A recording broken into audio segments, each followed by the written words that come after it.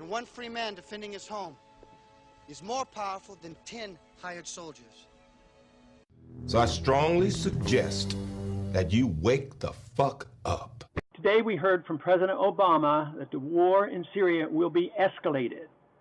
He now has agreed to send weaponry in to assist the rebels. It's escalation, that's the proper word, because we've already been involved for quite a few months. We've been supporting the rebels for probably the past 2 years, supposedly for humanitarian reasons. But now there's going to be a much more aggressive approach, and we're going to send weapons. There's a few problems with this. First off, it's war. Second thing is, presidents aren't supposed to start war without permission from the people through a congressional declaration of war. And besides, it's not going to do us any good to expand in another war. And now we hear that amongst the rebels are the Al-Qaeda. The Al-Qaeda's in there as well. So this foreign policy we've been following now for so many years is backfiring on us. It's backfiring on us because guess who's helping the rebels besides the United States? The Al-Qaeda from Iraq. Before the Iraq war, there were no Al-Qaeda in Iraq. Now there is, and now they're over there helping, and we think we're going to sort this out after 2 years.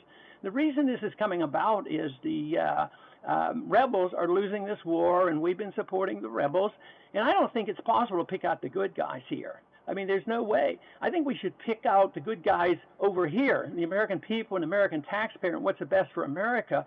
And what we're doing here is not best in any way. The one thing that I find rather ironic, because I was very much involved in the lead up of the Iraq war, is the language is the same. They're using the same arguments. Weapons of mass destruction, poison gases, 100 people died. The government has done this. But you know what? They haven't used absolute facts. They haven't even used absolute language. They hedged their terms, and they said, yeah, possibly. A couple of weeks ago, our administration was admitting that some of this poison gas may have come from the rebels themselves. But 100,000 people have died over there, it's estimated. And they're saying maybe 100 or so have died from gas. Possibly. But who did it and when and why? And this is the red line. To me, it's all an excuse. This is, I think, sort of like what Clinton did in 1998 to get people to look at something other than the Lewinsky affair. There's a lot of scandal going on in this country, and it benefits the president to get people's mind off. Nothing like a scare tactic on foreign policy to get away from these scandals. So this is, I think, really a lot what's happening. Besides, this whole idea, if you think about it, why would President Assad, who's winning the war, use poison gas to kill 100 people, knowing full well what would happen if people thought he was using poison gas? There's no way. The man is not an idiot. And now the assumption is, yes, this is the case. But here, over 100,000 have been killed, but the only thing that counts are these 100. You know, it's sort of like wondering why people aren't concerned about 100 or 200 or 300 killed on a regular basis from a drone missile. Why isn't that the red line? Matter of fact, I think the Al-Qaeda have red lines too. And when they hear that the U.S. drone missiles are killing civilians, they can get pretty annoyed. But we're falling down the path of what Bush did leading up into Iraq and what Clinton did, back in 1998 by bombing with his problems. He went and bombed Kandahar in Afghanistan. And they know about this, that this is a diversion tactics. So my concern is what has been my concern for so long. What are we doing there? Why are we there? What will it come of? How will we get out of it? I argued that same case about Iraq, and we're still messing that place up. We've actually had that backfire on us. Iraq now is an ally of the Iranians, and actually still our enemies. But a lot of people say, oh, we have to do it because this is what Israel wants. It may be. Israel may want this. I suspect that's their position. But I think that's a mistake. Not a mistake to be friends with Israel, but a mistake to do it this way. I think Israel's getting themselves into real trouble by supporting all this rebellion going on, whether it's Libya or Egypt or now in Syria and the mess we have in Turkey. This is instability. It cannot help Israel. So good intention, humanitarian instincts, but really what we're doing, and the real tragedy, is that the neocons are winning this battle here at home, and they're controlling our foreign policy. And it's tragic that they are, because polls right now show that 68% of the American people say, don't go in there. We don't need another war. And, you think about the money. We went through this sequester, and they'd nickel and dime and cut a few things and cut a couple TSA agents for a couple hours and tried to make a big deal of slashing, but never once has the president ever hesitated to promise more foreign aid and more military aid.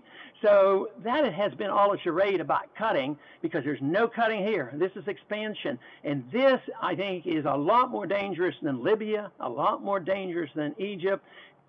Russia is involved with this, and Iran is involved. China probably is keeping their eyes on it, and it's not serving our interests at all.